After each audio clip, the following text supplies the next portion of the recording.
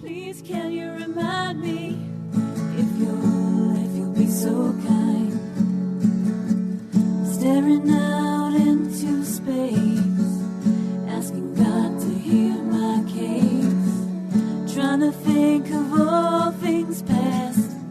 How long will my memory last? The purple angel, purple angel, purple angel, you're next to me. Well, welcome everyone to Alzheimer's Speaks Radio. I'm Lori La Bey, the host and founder of Alzheimer's Speaks, and I am thrilled to do this show. I absolutely adore it, and it's really a privilege to be able to talk to people all around the world who are doing amazing work. And today we are going to have Dr. Larry Force with us. But before I get to him, I always like to explain a little bit about Alzheimer's Speaks because we're always getting new listeners. And they're always interested in who the heck are we and why are we doing what we're doing. So we'll just get that out of the way first. Bottom line, Alzheimer's Speaks is an advocacy-based company providing multiple platforms to shift our dementia care culture from crisis to comfort all around the world. And we believe that, you know, when we join forces and have these natural, honest conversations like we do here, we're able to help people build their toolkit and remove the stigmas attached to memory loss and hopefully push people forward to continue to live life with purpose. And the other core belief we have is just that we need to work together collaboratively, and that collaboration, we believe, is the only way we're going to win this battle against dementia. And I know that is working because we were lucky enough to be honored by Sharecare and Dr. Oz as the #1 influencer online regarding Alzheimer's. And then just recently, Maria Shriver noted us as an architect of change. And the only reason that happened was because of all of you. You see, your likes, your clicks, your shares, I know you think it doesn't mean much, but it does. It pushes information needed to others out in a real simple fashion. It makes people be able to visually see that there are other resources out there when dementia touches their lives. And many people in our spheres, we don't even know are dealing with this because it is a hidden disease. It's one that people still aren't comfortable in talking with. So again, I thank you for pushing out, if it's your Twitter tribe, your Facebook friends, your Pinterest peeps, your LinkedIn colleagues, and all the other social medias that are out there. Again, truly, truly making a difference. And we hope that you continue to partner with us and just spread the knowledge. Because here on Alzheimer's Speaks, we believe all voices need to be heard. Which brings me to one last point that I want to make about us is we're always looking for guests. And we truly believe everyone's voice needs to be heard.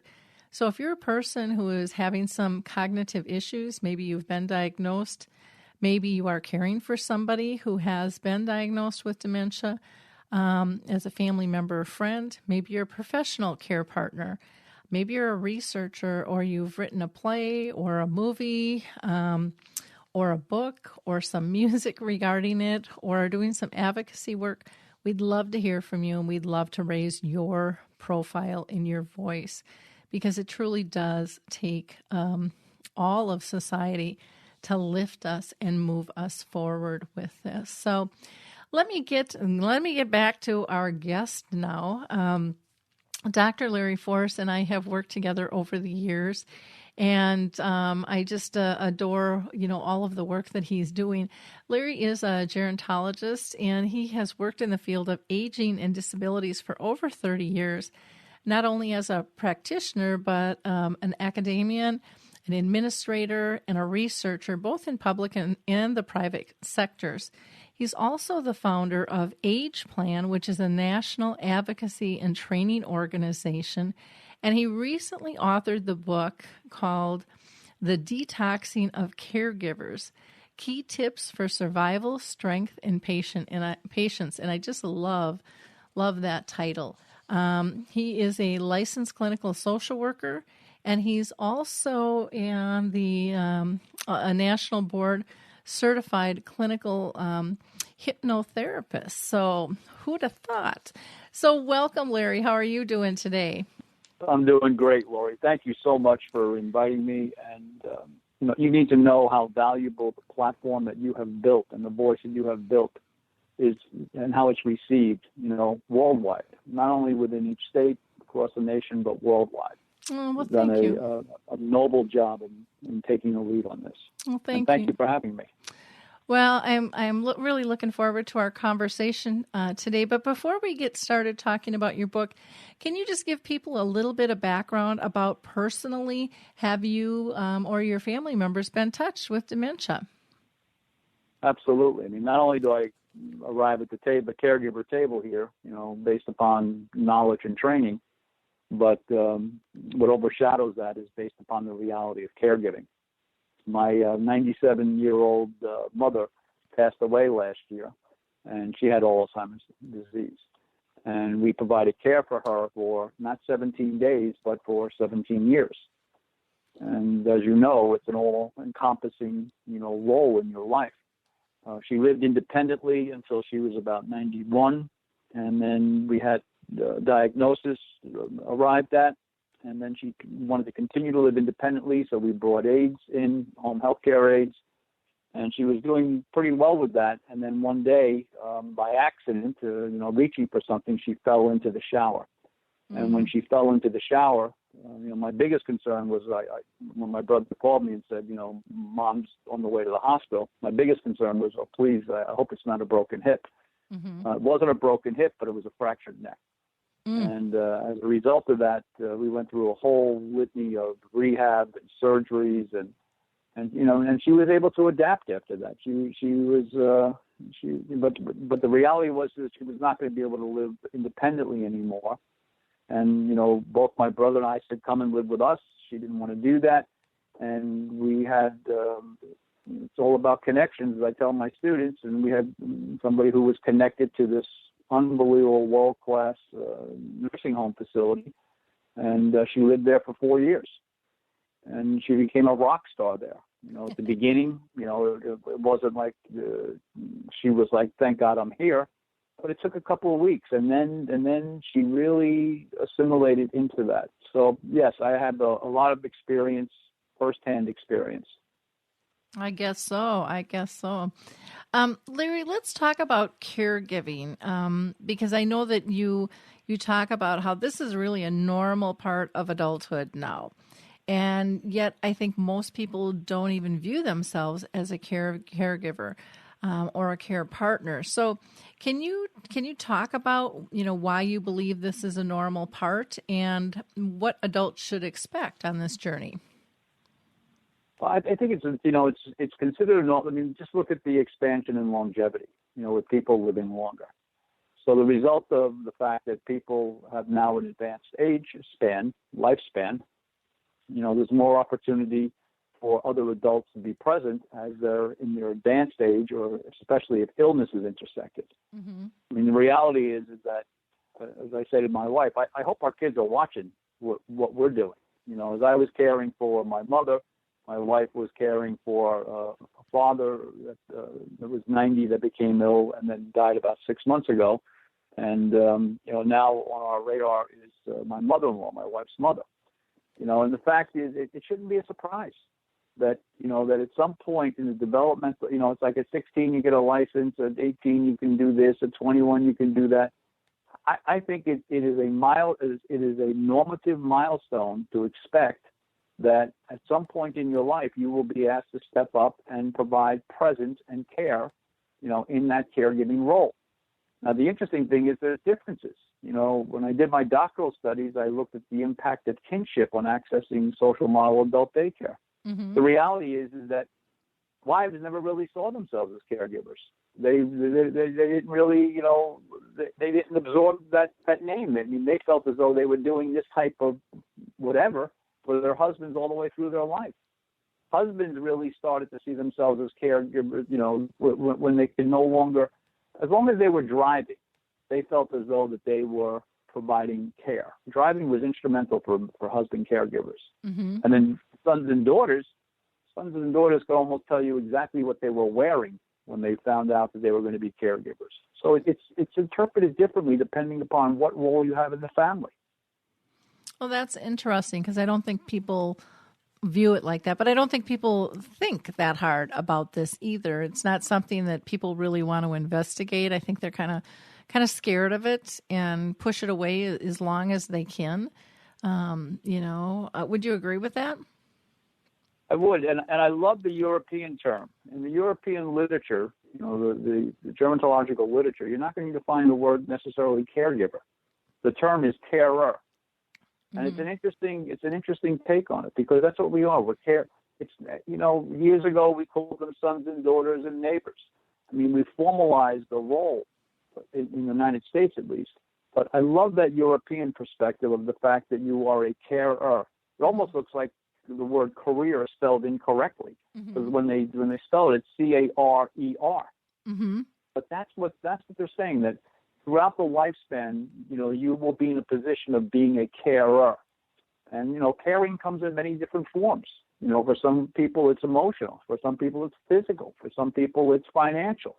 It comes in many different forms. But I do agree that, the reality is that there's going to be more of a chance of you being a caregiver than you not being a caregiver.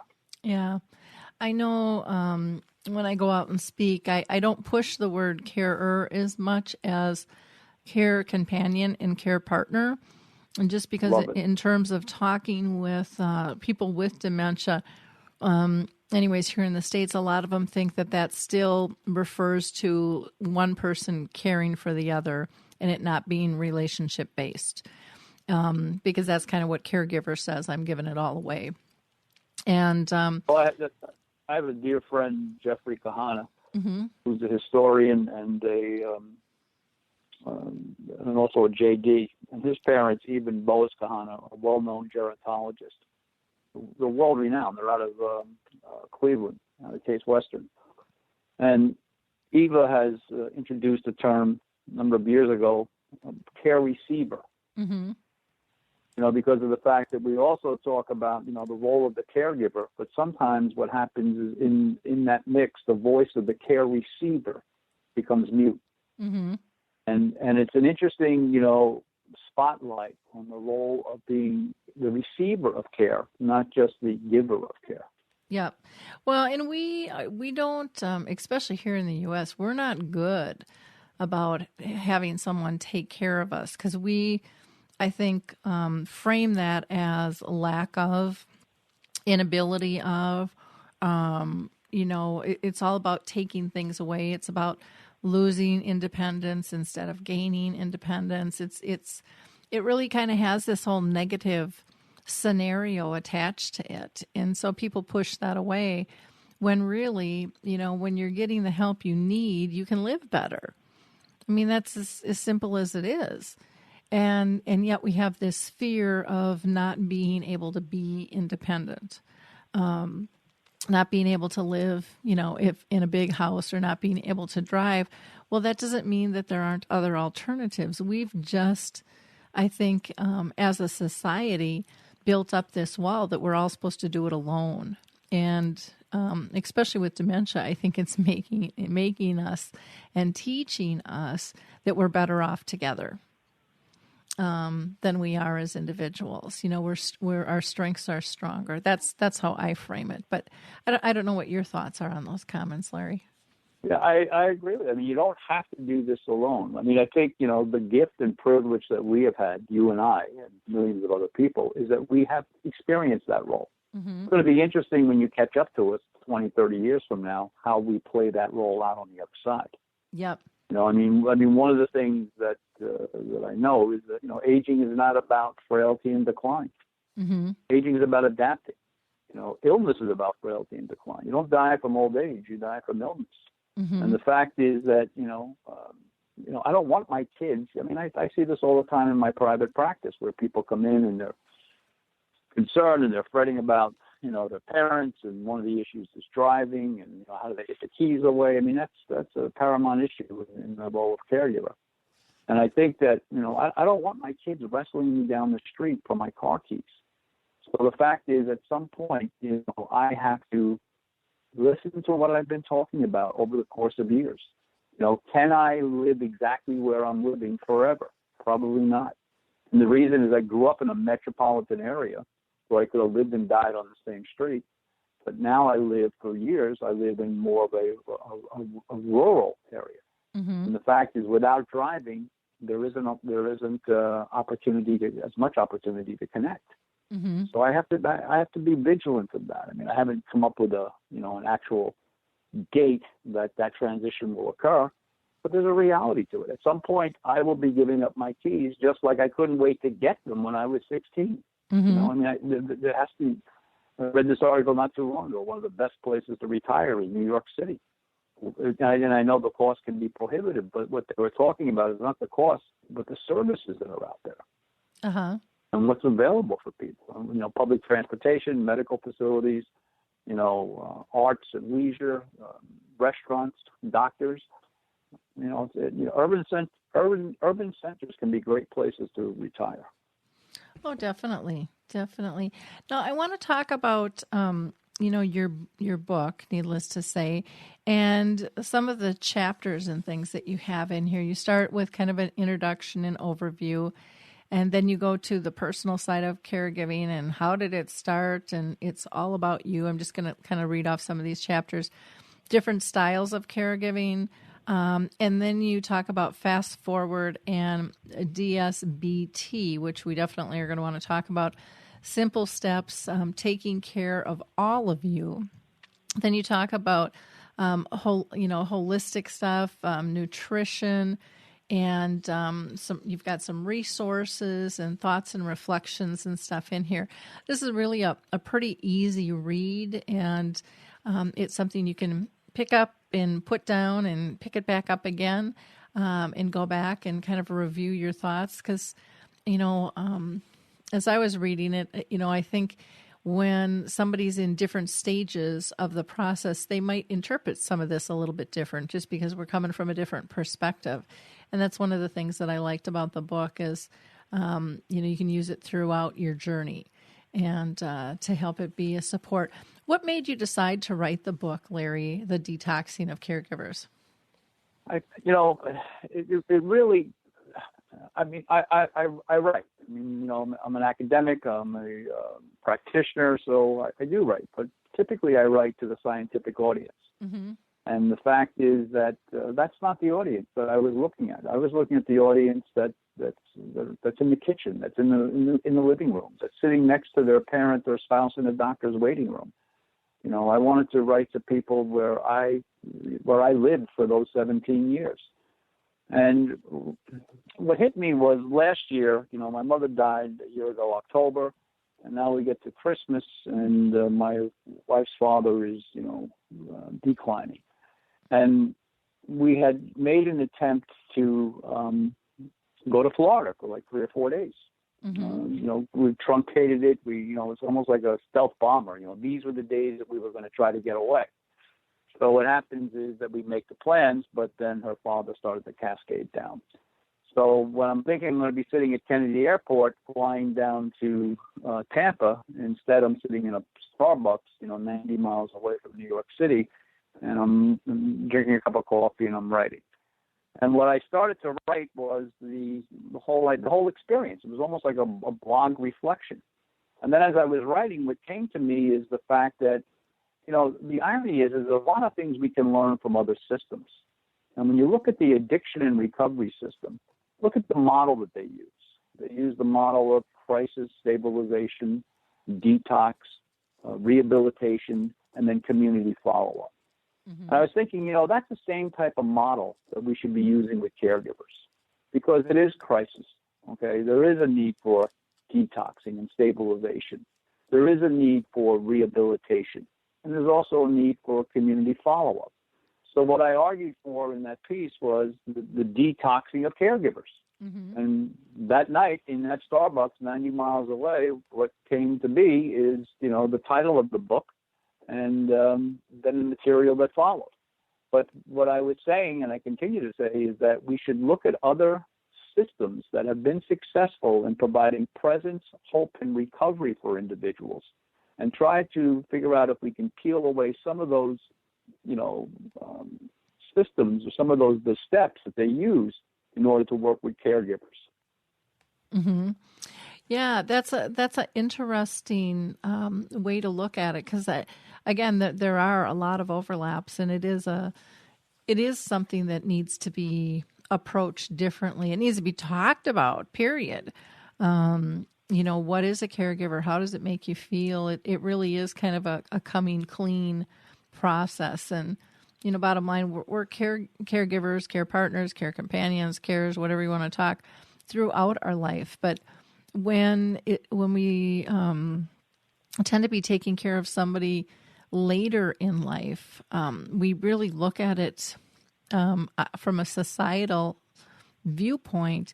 It's really almost looked at as a burden by most people, and something that they don't want to do, that there's not joy. It's just going to be overwhelming. It's going to be crisis mode only. And I think there's so much more to our relationships than that. And I think for a substantial part of my career, I spent time working in the public sector as a psychologist. Mm-hmm. And I worked with families that had adult children with intellectual disabilities or psychiatric needs. And the interesting thing is that when we catch up to those parents of children with special needs later on in life, in their 80s, mid-80s, late 80s, and we measure them on the scales of burden, they're less burdened than the general population. Mm-hmm. And the reason is because their role is still intact. They've been doing this all the way through their life. That's different than caregiving. Caregiving, typically, yes, there are with special needs children, having a child with autism, absolutely lifelong. But caregiving seems to come in at different times along the adult development stage. And the thing that I find interesting is in my private practice, if you could mute the words and just look at the people that show up, some of them are showing up because they're addressing addictions in later life. Some of them are showing up because they're addressing caregiving issues and stress and overwork and anxiety and resentment and all the other things that go with it. And if you could just mute their voices and just look at them, you'd be hard-pressed to distinguish who's dealing with what. Mm-hmm. Because caregiving can it can add strength, it can add valor. Absolutely. It can wear you down. Okay, it can absolutely wear you down. Mm-hmm. Yeah, I guess my argument with that would be that, and not that we can't get worn down, because I totally agree with that, but I think in terms of how we look at the role, I think it's a much more natural role than what we're led to believe, what we've been taught, and I think that's done society harm, because when we're taught something is going to be heavy and a burden, then that's what we're going to find. That's what we're going to be looking for, because that's what it's supposed to be. And most people don't go outside the box of what they're told to look for, and especially when you're overloaded, you don't have the strength, you don't have the time, you just, you don't have the creative juices to even look at things differently. You just kind of go with that mode. And so I guess that's my point, would be that, yeah, there's a lot of different roles, and but how we give care to people as a whole, I think is an art that has been lost. I think so too. I think my simple perspective on this is the fact that when it comes to my father died when I was 21. He died an off-time death at the age of 55. Mm-hmm. Now we fast forward, my mother's 97 years old, and one of the things that I always look at is the fact that she was there for me. So I'm going to be there for her. Mm-hmm. It may be simple, whatever, but you know what? That's the power of it. In my work, what I've seen and I've identified is different styles of caregiving. Mm-hmm. I see the hero. The hero does it because it needs to be done. Mm-hmm. Then I see what I term the martyr. The martyr does it and lets everybody know it's being done. Mm-hmm. And then my first article on it, in my third category, were the snakes. People that just slithered away. They didn't want to do it. And then I realized that I had lost a group that wasn't present, but not because they were snakes. They weren't present because they just couldn't do it. They just couldn't watch the demise of the person that they loved. And I went back and I referred to them as the devastated, rewrote the article and called it Adult Styles of Caregiving, Heroes, Martyrs, Snakes, and the Devastated. But in doing the writing for this book, I was talking to a dear friend of mine, and she said, it's interesting you say that, because what I see is I've seen the wolves, as she's categorized them, the ones that come in and take over complete power. And then I started to think some more, and the idea of the liquidators that show up and they want to manage the assets more than they want to manage the care of the person. So the takeaway is that there's multiple roles here, and caregiving is experienced by an individual very uniquely. Some people it makes you stronger and you're the hero, and some people it just tears you apart. My question a year after, on the anniversary of the death of my mother, I go to the cemetery, which is a tradition in our family, and I'm sitting there and I'm thinking, okay, the real question on the way down, I was thinking, is now what? I mean, the care, and that's an issue that I think we need to address as well as a field. I mean, caregiving becomes a major role for an individual, and then the role ends. Now the question is, now what? My youngest son said to me about 2 weeks before my mother died, he said, Dad, look, we're worried about Grandma. And we understand that she's, cascading down. But we're also worried about you, because what are you going to do with your time? And I thought that was a very, powerful, profound question, because my time had been consumed by being a son, my identity of being the youngest, son of an Irish woman. I mean, it's a whole role, not only the caregiving role, but the whole, identity of son and ethnicity and everything else. So I think that that's something that as a field we need to address too. How are we present for individuals that are caregivers once the care has come to a close? Well, it's interesting that you talk about that, because in Roseville, our Alzheimer's and Dementia Community Action Alliance team just rolled out a new kind of support group or gathering. And it's very similar to the memory cafes in some ways in terms of its looseness, because it's very unstructured. But we call it the Dementia Caregiver Reentry Program, because so many people are lost. They've lost their identity. They're going through multiple losses. So we actually have two groups. One group is for those who have actually physically lost their loved ones. And then the other group is those people can still attend the second group, but it's also for people that are dealing with somebody with dementia in later stages or closer end stages, and they are feeling the multitude of losses, which could be somebody can't drive, maybe someone's going to day placement, maybe someone has to physically move into a community, all of those things. And now they have time on their hands, or, with the loss of driving or someone not being able to do finances, they've got the loss of time, which really overwhelms us as well. And so we're just getting like-minded people who are going through similar experiences together to talk about the process and how are they coping, what's working, what's not working, what do they need from their community, to help them through this process. What do they need from family and friends? And we're just, like I said, we just started this in October, but it's been received well. And I think it's something that will grow, and we're more than willing to share that concept with anybody who wants to start one up, because it's kind of going on the memory cafe structure. Well, Lori, I mean, I'm not one to pat myself on the back or pat you on the back as well. But look at what we've done.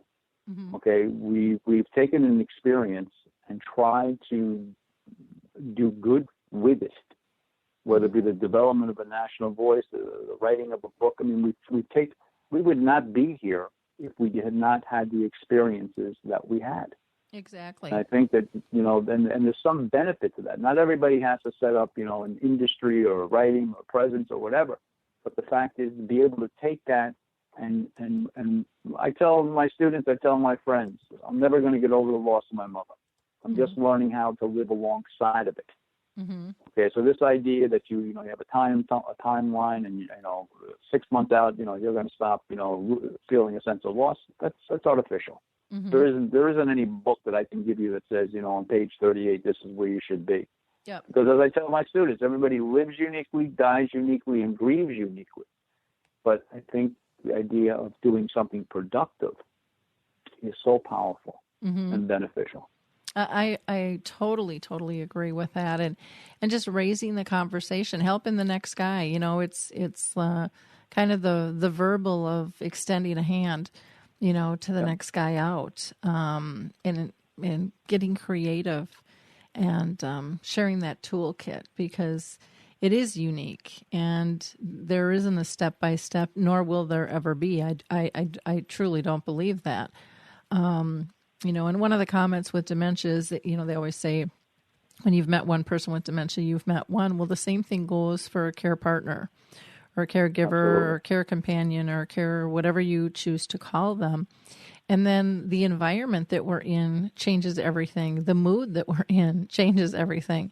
So we have to look bigger picture. I talk about the symptoms of dementia being very much like emotions, how they ebb and flow through a day. And I think the same thing happens with someone who's caring for another. They're not stagnant. They're going to have different moods throughout their days. They're going to, they're going to feel different things at different times, maybe doing the same task. And that's just part of the journey, that needs to be explored and hopefully talked about and shared. Well, I think, think about the platform that you provide, the opportunity for people to do that. Mm-hmm. On so many different levels, whether it be, accessing your resources, being on your radio show, being part of your lectures. Bravo. You've given no pun intended, but you've given a voice. You've given a voice to the issue of Alzheimer's disease. Well, my biggest concern from, the academic perspective is that there's a lot of good material out there, but unfortunately, a lot of it is corralled in academic silos, and it's shared in professional journals at professional conferences, but it doesn't get out to the people that are actually going to benefit from it by using it. Or it's not written in a way that they will apply it, because it's too dry, it's too technical. I have a friend that's a neurologist, and over the course of years, he's treated people with ADD. And he writes as well. So he would write these books, coming at it from the scientific perspective, trying to tone it down a little bit. But, they were long books. Mm-hmm. And he'd give them to his clients, as references to read. And they wouldn't read it, his patients. And then it hit them one day. The reason they're not reading it is because of the fact that one of the primary issues they're dealing with is attention, the lack of attention. Mm-hmm. So he then started to write in smaller format. And I intentionally wanted this book to be readable from beginning to end. You can work with it. You can use it as a guidebook. But I didn't want to put out a 500-page, thesis that people that are caregiving are not going to be able to ever complete. Mm-hmm. So I was very sensitive to that, who I was writing to and why I was writing it. Yeah, I think that is extremely important, to just talk the everyday language and by sharing stories, people in the trenches, they can relate, versus trying to process. I think, a person with dementia will say that, their mind is spinning actively all the time. They're constantly trying to process. But I think someone who is just feeling overwhelmed in the caregiver journey is doing exactly the same thing. They're just buzzing. You're just trying to keep on top of things, and you're multitasking, and you're not sleeping well, and you're not eating well, and you're not thinking clearly. All of those things come into play as well. And so we need to have forms of media that are engaging, and open and non-threatening. Something that makes people not feel like an idiot, something that makes them go, where it's like a friend, just having a conversation like we are on the show today. It's easy to listen to. It's not strained. They don't have to think of, now, what does that word mean? And, I got to go look that up, or I'm not quite sure I'm getting this. This step is pretty complicated. It's just through storytelling, and storytelling tells the process, but more importantly, it expresses the emotion going with it. And I think, to me, and correct me if I'm wrong, Larry, but that's what most people struggle with, is that whole emotional side of being a care partner. I mean, that's the piece, that emotional piece is the one usually that wears us out more so than the physical side. And not in all cases, but I think in most. Well, I mean, I think, the reality is that there's nobody that speaks to us more than we speak to ourselves. Mm-hmm. Unfortunately, we have a tendency not to say the most positive, supportive things. Mm-hmm. So, and we would, in some cases, we would not allow anybody else to speak to us the way that we speak to ourselves. Isn't I think, that the truth? What's that? That is so true. That is so true. It's true, and I think, the emotional toll, that's why, part of the book talks about the importance of taking care of one of the most important person, which is you as the caregiver. Mm-hmm. And without taking care of you, one of the things I say, without you, there is no them. Mm-hmm. In the course that I teach on casework issues, I have the students initially put together a schedule, a planner. Mm-hmm. Then I have the students put together a budget. Because one of the things I want to show them is that you really can't help manage somebody else if you can't manage yourself. And the importance of taking care of you. And that's where this dimensional solution-based treatment approach, morphed from. Mm-hmm. Of course, time, the benefit of, being in the position I am, of course, time I've been exposed to different, theoretical backgrounds. Mm-hmm. Psychoanalytic, cognitive behavioral, it goes on and on. But I was really attracted to the solution focus, because solution is not just problem oriented. It's a solution. The dimensional solution-based treatment. Look, somebody comes to me, I cannot change the age that they are at. That's the age they are. Mm-hmm. I don't have the power or the magic to change the situation that they're experiencing. But what I can do is I can help them alter the way that they look at themselves, therefore look at those things. So, in our field, there's this whole focus on biopsychosocial paradigms. When you come in, you look at the person biologically, that's nice, but I think it's outdated. Mm-hmm. And the paradigm that I've introduced instead is this holistic triage, which is this cognitive approach, energy approach, and movement and spirituality. Cognitive, in my private practice now, and I've instituted this about 18 months ago, if somebody comes to see me for any type of therapeutic intervention, I will only see them if they agree to engage in both working with a nutritionist and being involved in some type of formal or semi-formal exercise program. Mm-hmm. Somebody comes in, they're feeling lousy, they're feeling depressed, they're feeling overwhelmed, and then you find out they're drinking 6 Cokes a day and 14 bags of potato chips. There's nothing that I can do to help them. They're going to continue to feel that way. Yeah. Now, I'm not telling them they have to go green or they have to become vegetarians. But the fact is that, from my perspective, the cognitive approach is the talking therapy, and I use clinical hypnotherapy, Mm-hmm. which is really nothing more than imagery and relaxation techniques. And then a nutrition approach, and I tell them, I refer them out to nutritionists that I work with that I value. They can go find their own, but I really value this woman's opinion because she's living what she's practicing. And then the idea of movement. I don't care if it's a gym. I don't care if it's a golden retriever and you're taking a walk every day. But I'm always taken by the fact that people will run down when a psychiatrist will prescribe medication. They will run down to the drugstore, take that medication as prescribed on the hours that it's supposed to be taken. But when I say to them, what about going for a massage? What about going for a walk? What about, how much water you're drinking? There seems to be a hesitancy. I am not against medication, but I am against the fact of using medication without trying to use anything else that can be effective. Mm-hmm. I totally agree with that. Larry, can you tell us about your dimensional solution-based treatment and how, what is it, and how is it as an intervention? How does it work? What it is, when I see people for the first time, I call it to me personally, it's the landscape session. Mm-hmm. Which you get a sense of who's who, what are the issues. And typically, there are dimensions out there.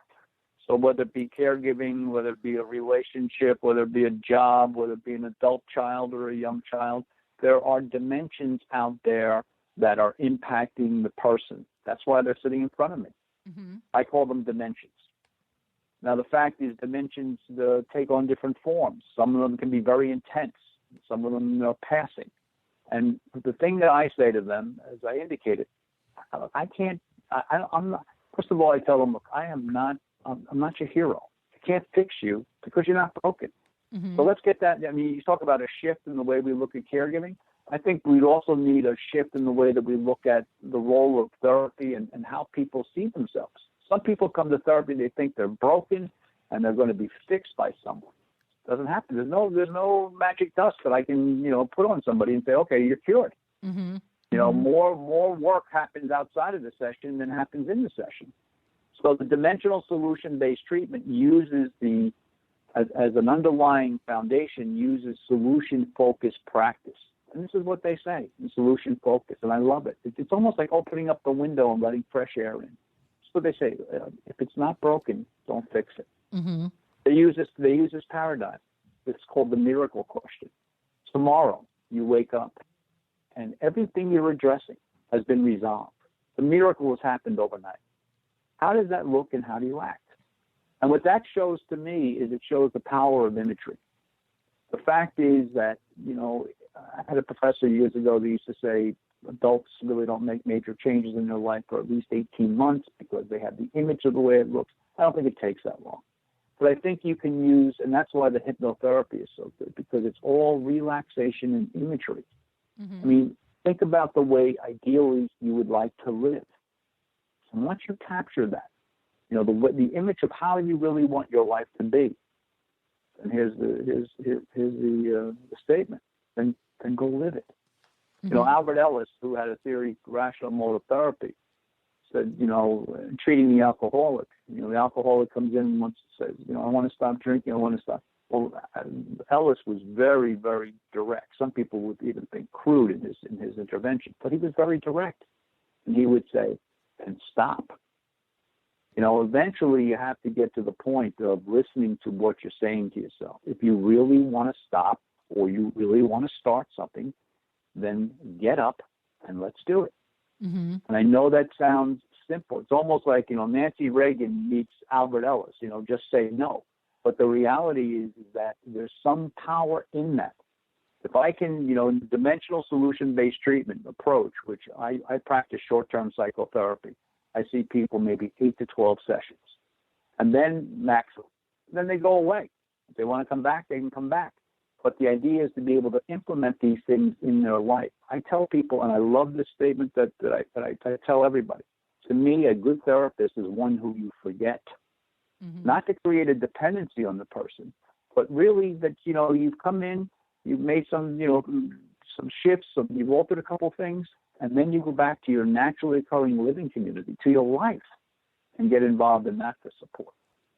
So the major premise of the dimensional solution-based treatment is that it uses a paradigm of cognition, of energy, movement, and spirituality. But spirituality is as unique as caregiving. What spirituality means to me could be a formal religion. What spirituality could mean for somebody else is absorbing the daylight in walking in the woods. I mean, there isn't a particular form that has to be followed, or format. Yep. Agree. I want to go on to another area here. I want to know what your thoughts are about why we don't take good care of ourselves. We can identify when we have to care for somebody else, but we're not really good at analyzing what our own bodies, minds, heart, and soul needs. Why do you think that is? If you even agree with that statement, I should put that first. I mean, I agree with it. It's such a profound statement.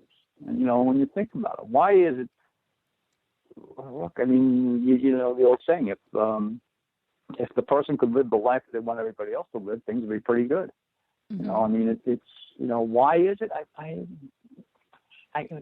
I'm at a loss for that. I think one of the reasons is because of the fact that we become so comfortable with our way, and the fact is sometimes it takes a startling event or a change, an altering event in order to get your attention. For me personally, I've been going to the gym now every day for the last 3.5, almost 4 years. The other day in the locker room, somebody says, "Why do you come every day?" And I said to him, quite seriously, keep my youngest son off my shoulders. Okay, because of the fact that he was all over me about, you need to go to the gym, you need to go to the gym. And I have to tell you something, Roy, I'm not Arnold Schwarzenegger, but the fact is I cannot stress enough the way that it has altered my worldview. I have gym buddies, I go to the gym, there's a socialization component to it. I feel so much better about the way that I feel about me and about other things because of the fact that I'm going. Now, this is not a 6th grade gym class. I mean, some people need psychotherapy just to get over some of the experiences they had in early gym classes. That's not what we're talking about. We're talking about the idea of movement, of doing something on a regular basis, building it into your life. And, I think I've missed maybe in close to 4 years, maybe 5 days. And it's I go very early in the morning. It's great, and especially because of the socialization component. It's not just lifting weights and interacting with machinery. But I think going back to your question, why is it that people don't take care of others? Because I don't think they see themselves in the same way. I don't think that and I had an experience which now I look back on was a gift. But when I was going through it, I didn't think of it as a gift. I was involved with the American Red Cross through, disaster mental health services at 9/11. And 11 months later, I got very sick. And I was out of commission for close to a year. And during that time, operated on, dealing with 1,000 hands touching me. And I remember one time lying in bed saying to myself, if somebody walked in this room and said, I want everything you have, everything you've acquired, and we're going to get you better, my response would have been, what are you waiting for? Because you really start to see what really matters. And on a personal level, some of my friends refer to me as Lazarus because I got back up again. But looking back on it, it's an absolute gift because it showed me how important to appreciate the simple things. Now, is every day nirvana? No. Every day is not nirvana. I mean, I'm not, I'm not, that's not my style. Mm-hmm. A philosopher friend of mine said one time, do you think this will be something, the events you've been through, do you think this will be life-changing or will be like a bump in the road? Almost as profound as your question. Mm-hmm. And I thought about it, and here's the answer. It'll be both. There will be things that will be life-altering. And those other times, it's like you view an accident on the road, you drop down to 30 miles an hour, and 5 minutes later, you're back up to 60. It's kind of like you passed it. Mm-hmm. But it does really show you the importance of carpe diem. Seize the day. The fact is that, life is good. And the reason that life is good is because it is connected to purpose and meaning. Think about yourself. Think about the friends and the colleagues that you have. I hear people, gym, other places, tell me they're going to retire. What? From what? Retiring for me would be like divorcing myself. Mm-hmm. I will always do something. I'll adapt. I'll do less of it. But retire from that? What about purpose? You can drink all of the anti-aging drinks you want. You can lather yourself with all the anti-aging creams. But if you divorce yourself from purpose and meaning, you're going to get old, and you're going to get old fast. Yeah, I agree. One thing I wanted to, I just wanted to make a comment on, about why we don't care for ourselves, and I think part of it is we're scared to look deep. For me, anyways, I always took care of everyone else because then I didn't have to take care of me, because then I had an excuse. I didn't have time. Mm-hmm. Mm-hmm. And so I think that is pretty prevalent out in the world, too. I don't think I was the only one running around doing that. And then when I actually took the time, to look deeper, like you, I found all these gifts in simplicity. And I found that what I thought I needed, I didn't need. And that's kind of a big shift in paradigm in terms of lifestyle. And I mean, those are big things, but they don't have to be scary things. You don't have to. No, not at all. You don't have to do them overnight. And they truly can be huge, huge gifts if we take the time to step through them, because you can, and even when you were talking about, driving slow by an accident and moving through it, when you drive slow, you're still observing, recognizing, and accepting what's happened. And if you don't do that, you really can't move through it. You're going to get stuck when it comes to our emotions. We really have to appreciate the accident within us and that we're not perfect. None of us are. And to stop trying to hold to that standard. We're just... That's a great quote that you just came up with, the accident within us. Yeah. We're just... because I think you're right. Yeah. We're more fluid, like a river. It just flows and, sometimes it creeps on shore and sometimes it shrinks up and, sometimes it swamps a city. I mean, it's just, that's life. And it always has been. But when we're... Mm-hmm. Go ahead. You know what I've noticed too, and I have a real simple appreciation for? Everything passes. Yep. It passes. I mean, just hang tight. I have people come in, they're overwhelmed. They think that this is the snapshot of their life and this is the way it's going to be forever. Exhale. Mm-hmm. The power and the importance of breathing and exhaling and trying to de-stress yourself and just realizing through imagery, everything passes. Mm-hmm. And that miracle question of what does it look like when it's past and how are you going to act differently? Yeah. But I think we also have to have the mindset to let it go to pass too. Because I know, like and I'll just use the example when my dad died, I kept spinning in his death. Even though it was a beautiful moment, I just kept reliving it in my mind over and over and over. And I couldn't move through it until I let it go. Yep. So I just, I think your book, The Detoxing of Caregivers, has a lot to offer people. Again, it's a short, easy read, but I think it'll open up your mind, your heart, and your soul in terms of just life in general. Any last thing that you want to cover here, Larry? I can't believe our hour has flown by so quickly. No, I'm good, Lori. I mean, just you've heard me say this, forever, but thank you so much for doing all the things that you do. Well, thanks for being part of the team. I mean, none of us does this alone, Yeah, understood. It takes a village, as they say. And the best way for us to get a hold of you is just to go to drltforce.com. So drlarrytforce.com, drltforce.com. And I also have on the blog a link to your link on Amazon to pick up the book directly there as well. And that's great. Thank you so much, Lori. And are you still opening to going around and keynoting or doing training? Absolutely. That's part of the formula of what I do. Okay. So I am definitely available. I look forward to connecting to individuals and anybody that would like to continue the conversation. Please do not hesitate to connect with me. Okay. Well, wonderful, Larry. Thank you so much for your time today. All right, Lori. Thank you so much, and best for the holidays and best for the new year, and I'll be in touch with you. Sounds great. For those of you that are new to the Alive and Social Network here, you might want to check out one of our cohorts. Rachel Perrin, who is the culinary director for Kowalski's Market.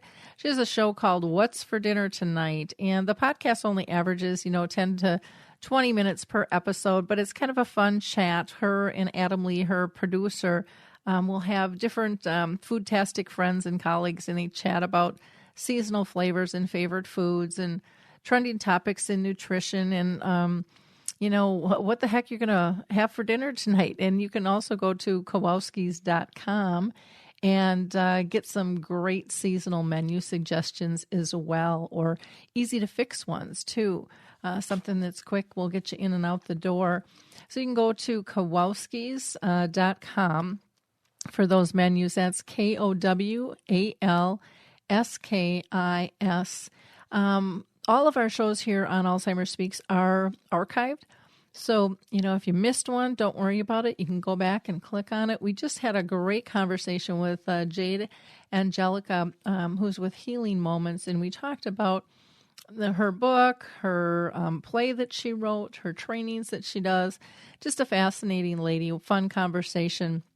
We have also had a couple episodes lately on music and memory and several other authors as well. So check it out. We've got, 5-6 years worth of shows there with great detail from people all around the world.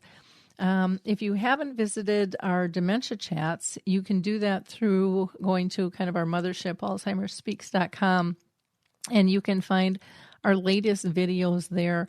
All of those video interviews, our panelists actually live with dementia. And so our last one was on dementia and caring for pets. Is it a good fit for people? You can also find information out about upcoming previews of His Neighbor Phil. I'll be in Minnesota in January and March, and I would love to bring it to your state. Just let me know. And don't forget about our blog as well. We've got some great articles there. In fact, there'll be one coming out, I believe, tomorrow from Baka Sabi, who has written 4 songs with some musician friends specific to dementia and caregiving and the different stages of caring.